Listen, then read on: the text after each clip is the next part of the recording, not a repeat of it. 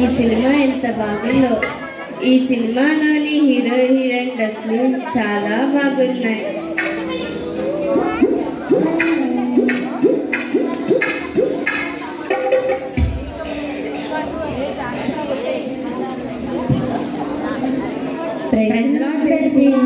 Praise the Lord sisters. ఏంటి sudden surprise? పని మీద ఇలా వెళ్తూ నీ దగ్గరికి రావాలనిపించి వచ్చాం పెర్సీ. రండి కూర్చోండి.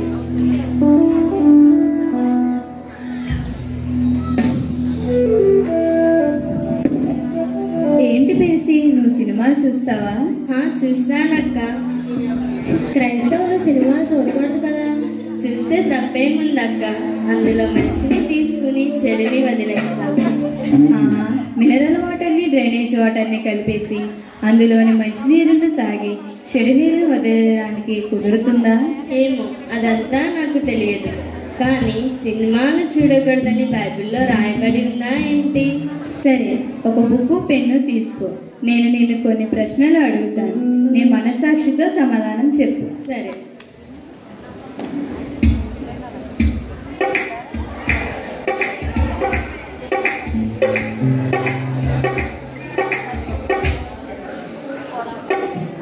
సినిమా లోక సంబంధమైందా ఆత్మ సంబంధమైందా? లోక సంబంధమైనది. లోక సంబంధమైందని రాయి.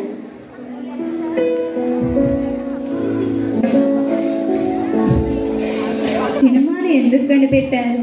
టైం పాస్ కి. అయితే సినిమా టైం పాస్ కి అని రాయి.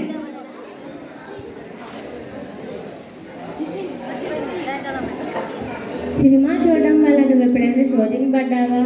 అంటే లోకపు చూపులు, చెడు ఆలోచనలు, ప్రైవేట్ మెయింటైన్ చేయడం అలా ఏమైనా అనిపిస్తుందా? సినిమా చూసినప్పుడు అవన్నీ సహజం కదక్క. అయితే శోధింపడుతున్నావు కదా? శోధింపడుతున్నానని రాయి. సినిమాల వల్ల నీకు ఎంటర్టైన్మెంట్ కలుగుతుందా? ఖచ్చితంగా కలుగుతుంది. అయితే సినిమాను ఆనందాన్ని ఇస్తుంది అని రాయి. ఏదైనా సినిమా బాగుందని ఎవరైనా చెప్పినప్పుడు కానీ, లేకపోతే కొత్త సినిమా రిలీజ్ అవుతున్నప్పుడు కానీ నీకు ఆశ కలుగుతుందా? ఖచ్చితంగా కలుగుతుంది. ఆశ కలుగుతుందని రాయి. సినిమాలోని మాటలు, పాటలు మ్యాక్సిమం డబల్ మీనింగ్లోని హింసాయుతమైనవే కదా. నువ్వు ఆ సినిమాలు చూస్తున్నప్పుడు నీ నోటి నుండి ఆ మాటలు, పాటలు వస్తున్నాయా? పదే పదే వస్తాయక్క. అయితే సినిమాల వల్ల నీ నోటి నుండి లోక సంబంధమైన మాటలు, పాటలు వచ్చేస్తున్నాయని రాయి. నీవు సినిమా కోసం సమయాన్ని, ధనాన్ని ఖర్చు పెడుతున్నావు కదా. నీ ఆత్మ సంబంధ జీవితానికైనా ఏమైనా ఉపయోగపడుతుందా? కనీసం నీ వ్యక్తిగత జీవితానికైనా ఉపయోగపడుతుందా? లేదక్క. ఏమి ఉపయోగం లేదని రాయి. సినిమాలోని ఫైట్లు, హీరో హీరోయిన్ పాటలు అవన్నీ నిజమా అబద్ధమా? అబద్ధమే. అయితే సినిమా అబద్ధం అని రాయి. ఇప్పుడు నువ్వు రాసిన దాన్ని బైబిల్తో పోలుద్దాం. ఆ బుక్ ఏది?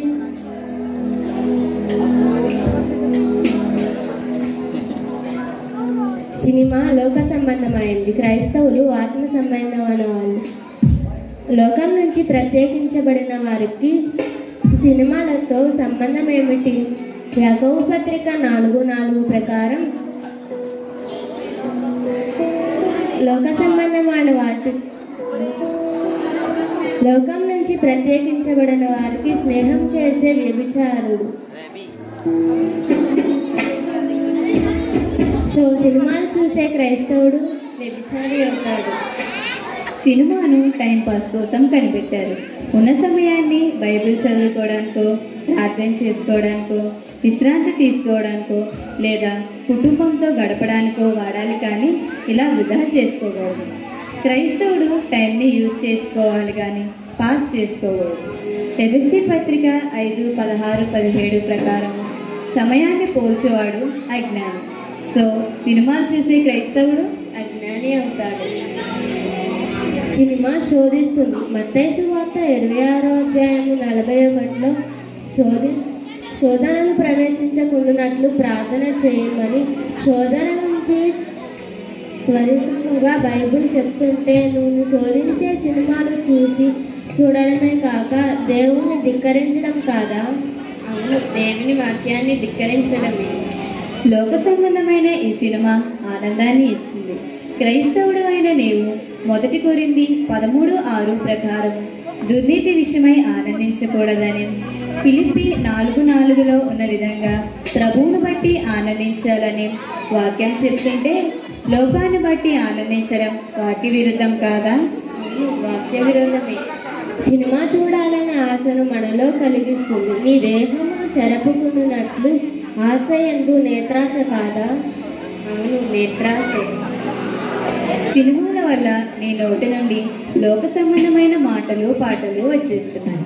ఎఫెసీ 5:4లో కృతజ్ఞతావచనమే మనం పలకాలి గాని బూతులైనను పోకిరి మాటలైనను సరసోక్తులైనను మనం పలకకూడదని, అవి మనకు తలవని వాక్యం చెప్తుంటే ఒకే నోటి నుండి కృతజ్ఞతావచనం బూతులు రావచ్చా? రాకూడదు. యాకోబు 3:6 ప్రకారం ఒక ప్రక్కన దేవుని పాటలు పాడుతూ ప్రభువుని మహిమపరుస్తూ మరొక ప్రక్కన లోక సంబంధమైన సినిమా పాటలు పాడొచ్చా? పాడకూడదు. సినిమాలు చూడడం వల్ల ఒక వ్యక్తి ఆత్మ జీవితానికి ఏ విధమైన ఉపయోగం లేదు అంటే వ్యర్థమే కదా. కీర్తనలు 24:4 ప్రకారం వ్యర్థమైన దాని యందు మనసు పెట్టువాడు వాక్యము చెప్తుంది. సామెతలు 11:12లో వ్యర్థమైన దాని యందు అనుసరించువాడు బుద్ధి లేని వాడని వ్రాయబడింది. అంటే సినిమాలు చూసే క్రైస్తవుడు ఏమవుతాడు? బుద్ధి లేని వాడవుతాడు. సినిమాలో చూపించేవి ఎక్కువ శాతం అబద్ధాలు. మరి అబద్ధానికి జనకుడు ఎవరు? సాతాను తన కుయుక్తి చేత క్రీస్తు ఎడలో ఉన్న సరళత నుండి మనలను తొలగించడానికి అబద్ధమును ఎంతో అందంగా మన కన్నులకు చూపిస్తుంది. దాని వలలో పడి అబద్ధమును ప్రేమించు ప్రతివాడు పరలోకం వెళ్ళడని, అట్టి వారికి నరకమే గతి అని ప్రకటన 22:15లో వ్రాయబడింది. మరి సినిమాలు చూసే వారి గతి చివరకు ఏమవుతుందో ఆలోచించు. ఇప్పుడు మేము వివరంగా తెలియజేసిన కారణాలను బట్టి క్రైస్తవుడు సినిమాలు చూడకూడదు. సినిమాలు చూడడమే కాదు, సీరియళ్ళు, డాన్స్ షోలు, కామెడీ షోలు ఇంకా ఇలాంటి లోక సంబంధమైన వాటిని చూడకూడదు. అంటే లోకంలో ఉన్న శరీరాశ, నేత్రాశ, జీవపుడంపం కనుక వీటిని ప్రేమించువాడు నాశనం అవుతాడని వాక్యం చర్చిస్తుంది. కాబట్టి నువ్వు లోకంగా దూరంగా ఉండు, అది నీకు మంచిది. పెట్టి టైంపాస్ కోసమని, ఎంటర్టైన్మెంట్ కోసమని ఇప్పటి వరకు సీరియళ్ళు, సినిమాలు, డ్యాన్స్ షోలు, కామెడీ షోలు ఇలాంటివి ఎన్నో చూశాను. కానీ ఈ కల్పిత వాటి వల్ల నేను సాతాను ఉచ్చులో పడిపోయానని గ్రహించలేకపోయాను. మరి నేను వాటిని ఎలా గుర్తించాలక్క? నేను ఏమి చూడాలో, ఏమి చదవాలో, ఏమి మాట్లాడాలో ఎలా తెలుసుకోవాలక్క? మొదటిగా నీ ఆలోచనలు, తలంపులు, ఉద్దేశాలను దేవునికి అప్పగించు. వ్యర్థమైన వాటిని చూడకుండా నా కన్నులు త్రిప్పివేయము, నీ మార్గములను అనుసరించి నడుచుకొనుట నాకు నేర్పుము అని ప్రార్థించు. అప్పుడు ఆయన నీకు ఆలోచన చెప్పి నువ్వు నడవవలసిన మార్గాలను నీకు నేర్పిస్తాడు. ఏవి లోక సంబంధమైనవో, ఏవి దైవ సంబంధమైనవో గ్రహించడమే జ్ఞానం. మరి ఆ జ్ఞానము దేవుని వాక్యం మనకు నేర్పుతుంది గనుక అనుదినము దైవవాక్యాన్ని ధ్యానించి సత్యాన్ని గ్రహించు. సరే అక్క, ఇక నుంచి సీరియళ్ళు వాటికి సంబంధించిన వాటిని చూడకుండా దేవుని యందు భయభక్తులు కలిగి ఉంటాను. ఇంత మంచి విషయాన్ని నాకు తెలియజేసిన మీ ఇద్దరికి చాలా థ్యాంక్ యూ అక్క.